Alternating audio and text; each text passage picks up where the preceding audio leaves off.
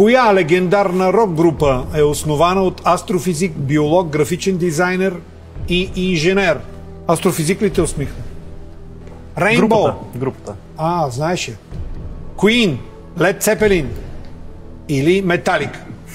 Значи Rainbow, в оригиналния състав мисля, че присъства Ричи Блекмор, който по-късно отива в Deep Purple. Сега не е тя, въпреки че има много добра музика, много добра стара музика. Led Zeppelin, пионерите в рок-н-рола, като според някой най-великата рок група на всички времена. Не съм чувал нищо подобно за Джими Пейдж или Робърт Плант. Май само техните две имена знам от всичките членове на групата.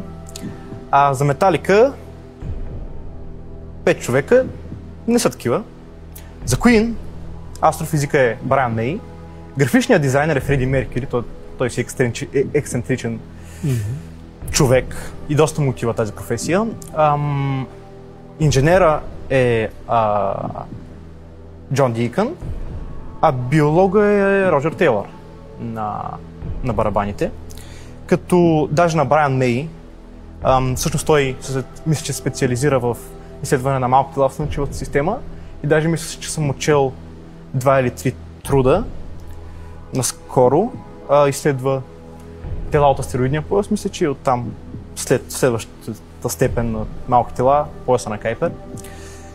Изключително интересни личности и 4-мата невероятно интелигентни. 4-мата са приети в залата на славата като автори на песни.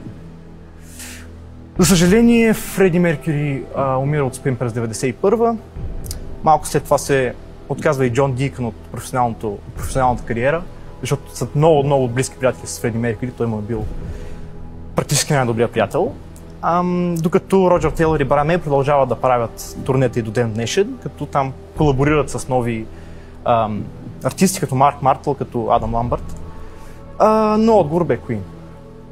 Да. Ако имах шапка, щях да я сваля. Супер, Вернадо, браво! Абонирайте се днес и станете част от най-интересната общност в YouTube.